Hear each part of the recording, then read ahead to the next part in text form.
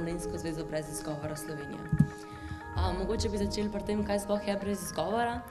Brez izgovora je v bistvu nacionalna mladinska organizacija v javnem interesu, ki stremi k pozitivni družbeni spremembi in osebnosti rasti mladih. S pomočjo neformalnega izobraževanja v bistvu spodbujamo k družbeni participaciji in aktivaciji sovrstnikov. Kaj v bistvu je torej cel namen Brez izgovora? Je to, da bi mladi aktivno in kvalitetno preživljali svoj prosti čas in pa hkrati tudi ozaveščali druge mlade o aktualnih problematikah, s katerimi se soočamo danes. Brez izgovora ima 3 glavna področja delovanja, sicer delujemo na javnem zdravju, okolju, zdravju in pa trajnostnem razvoju. Spodbujamo pa tudi aktivno državljanstvo mladih. Smo pa tudi apolitična in pa neprofitna organizacija, ki deluje neodvisno od javnih financerjev. Tukaj imamo zdaj mogoče eno shemo, da si bomo vsi malo bolj predstavljali, kako Brez izgovora v bistvu sploh izgleda.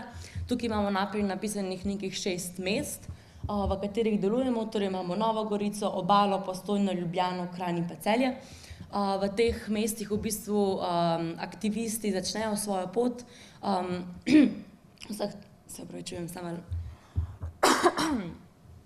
Torej, znotraj teh mest aktivisti začnejo svojo pot, oblikujejo se neke lokalne enote, kjer mladi pridobijo neka osnovna znanja in pa veščine, oblikujejo neke lokalne pobude, zato se tudi imenuje aktivacijski projekti.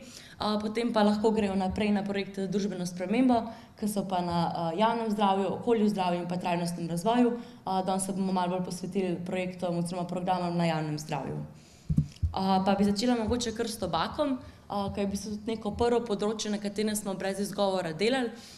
Delujemo že od leta 2006, razlog za to je pa velika problematika kajenja med mladimi in pa močna manipulacija tobačne industrije. Vse skupaj se je v bistvu začeli s projektom O2 za vsakega, kjer gre v bistvu za ozaveščanje učencev 7. razredov osnovnih šol in pa prvih letnikov srednjih šol o negativnih učinkih aktivnega in pa pasivnega kajenja in pa seveda o manipulaciji tobačne industrije. Spremljamo pa še naprej problematiko na tem področju, zaradi tega smo razvili tudi nek nov projekt, novi nikotinski izdelki, kjer hkrati ozaveščamo tudi o problematiki e-cigaret, vejpov in podobnih stvari. Gre pa tukaj za zelo močno vrstniško komponento, saj naši aktivisti pridejo v razred in predstavijo to problematiko mladim. Nadaljevala bi s konopljo. Torej, zaradi naraščajoče uporabe te droge med mladimi smo se v Brez izgovora odločili, da je čas, da tudi v Sloveniji potrebujemo program za preprečevanje uporabe konoplje. Tako je nastal projekt Povežimo.pika.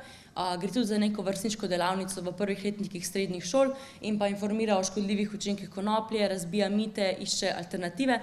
Predstavljamo pa tudi področje medicinske konoplje in pa industrijske konoplje, tako da mladi tega ne mešajo. Pa tudi malo predstavljamo zakonodajo, ki je trenutno na tem področju. Alkohol je tudi eno izmed prvih področij, na katerem delujemo. Začelo se je vse skupaj leta 2011, začeli smo s projektom What About Now. Gre za delavnico za osnovnošolce na temo vrstniškega pritiska in alkohola, ker vemo, da gre to pogosto z roko v roki. Smo pa leta 2011 tudi soustanovili Mladinsko zvezo za alkoholno politiko in skupaj z njo leta 2012 organizirali tudi prvo konferenco o alkoholni politiki za mlade, na kateri smo imeli preko 60 udeležencev z vse Evrope. Trenutno pa na tem področju predvsem delamo na nekih raziskavah, recimo skrivno nakupovanje, nadzorovanje oglaševanja alkohola in pa izvajamo še naprej delavnice. Stremimo pa tudi k strožji alkoholni politiki. Prehrana. Na področju prehrane veliko sodelujemo z Zvezo potrošnikov Slovenije, en izmed večjih projektov je bil Študent veš, kaj ješ, kjer je šlo za pregled hrane v avtomatih, kakšna hrana se ponuja, je zdrava ali ne.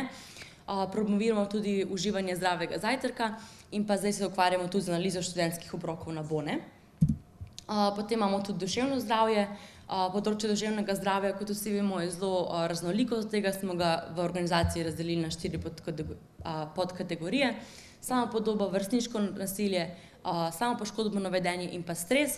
Na temo duševnega zdravja smo pa v bistvu leta 2016 pripravili nek pilotni projekt, ki se imenuje Hvala. S tem projektom pa želimo mladim sporočiti, da vrstniško nasilje ni normalen del odraščanja in jim želimo dati možnost, da se s temi težavami tudi spoprimemo.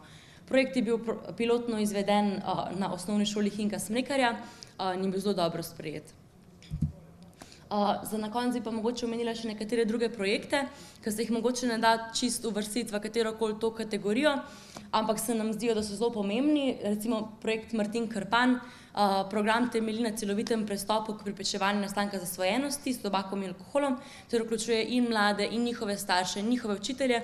Se nam zdi pa pomemben pa zato, ker je v bistvu eden izmed res teh celovitih programov in v Sloveniji se nam zdi, da res primanjkuje nekih celovitih programov, podkrepljenih z nekimi dokazi in iz tujine tudi, tako da mislimo, da smo zelo dobro zaštartali zadevo in se tudi širimo v druge regije. Potem imamo tudi Mladi in hazard, ker gre pa za učinkovit program preventive pred problematičnim igranjem na srečo. Smo ga pa zaenkrat izvajali na strokovni šoli Šiška, ker recimo večinoma moška populacija, ker se te težave tudi bolj pojavljajo. Moja kampanja je pa projekt, s katerim v bistvu tudi privabljamo nove aktiviste in jim damo tudi neko veščine za osebnostno rast. To bi bilo z moje strani vse, tako da, če ima kdo še kakšno vprašanje, lahko vpraša, drugače pa je to. Najlepša hvala.